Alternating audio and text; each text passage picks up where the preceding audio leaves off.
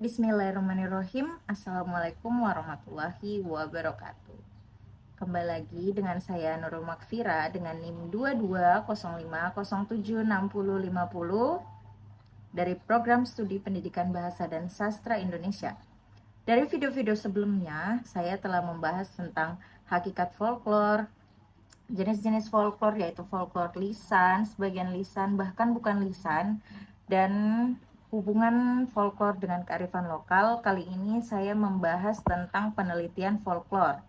Nah, mari kita bahas beberapa contoh penelitian folklore yang dilakukan oleh ilmuwan sastra. Penulis mengatakan ilmuwan sastra karena para penelitian ini adalah akademisi yang berdisiplin ilmu sastra tetapi bukan sastrawan. Karena orang yang berdisiplin ilmu sastra belum tentu menjadi sastrawan, dan para sastrawan banyak yang bukan berlatar belakang pendidikan ilmu sastra.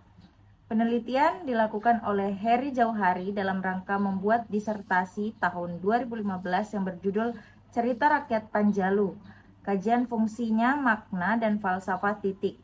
Ia mempermasalahkan apa fungsi, makna, dan falsafah cerita Sang Hyang Prabu Boros Ngora dan Harimau Panjalu bagi rakyat Panjalu.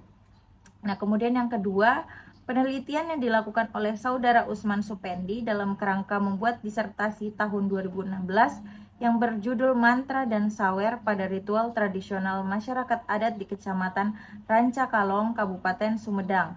Kajian struktur makna dan fungsi. Ia mempermasalahkan bagaimana teks mantra dan sawer ritual ngalaksan, ngabungbang, dan mubur suro distrukturkan, dimaknai, dan difungsikan. Dengan demikian, penelitian sastra dengan objek kajian folklore lebih tepat pada teksnya. Ilmu sastra hanya dapat mengkaji folklore lisan berupa teks, tetapi ilmu budaya dapat mengkaji hampir semua bentuk folklore, baik lisan, setengah lisan, maupun bukan lisan. Hal-hal tersebut disebabkan karena objek kajian ilmu budaya lebih luas daripada ilmu-ilmu humaniora lainnya. Dan ilmu budaya merupakan induk dari semua ilmu humaniora yang menjadikan folklore sebagai objek kajiannya. Nah, metodologi penelitian folklore, metode dan pendekatan.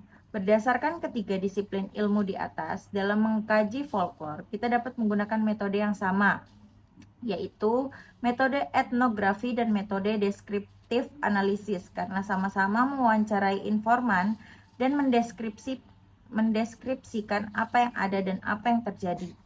Pendekatannya, dalam ketiga disiplin ilmu di atas, dalam mengkaji folklore dapat menggunakan pendekatan yang sama pula, yakni pendekatan mitopoik, karena sama-sama meneliti cerita lama atau mitos yang mempunyai hubungan dengan masa lampau. Pendekatan mitopoik ialah pendekatan yang paling pluralis karena memasukkan semua unsur. Kemudian yang kedua ada unsur sumber data. Untuk sumber data penelitian, disiplin ilmu budaya dan sejarah sama-sama menggunakan sumber data primer tuturan langsung masyarakat dan sumber data sekunder jejak peninggalan tokoh folklore berupa artefak. Kemudian yang ketiga ada jenis data dan objek peneliti.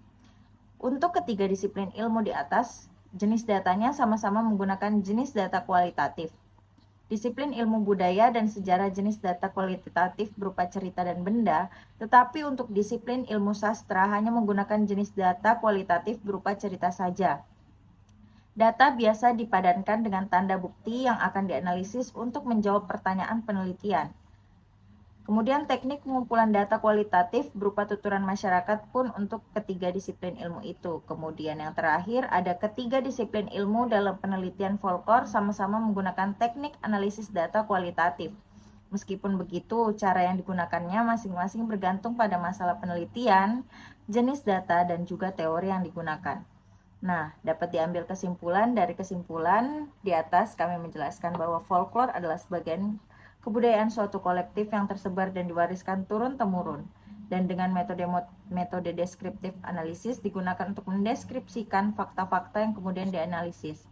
Metode deskriptif analisis digunakan untuk mendeskripsikan fakta-fakta yang kemudian dianalisis.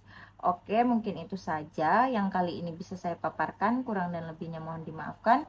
Terima kasih. Wabillahi taufiq wal hidayah, waridhu wal inayah. Assalamualaikum warahmatullahi wabarakatuh, dan terima kasih.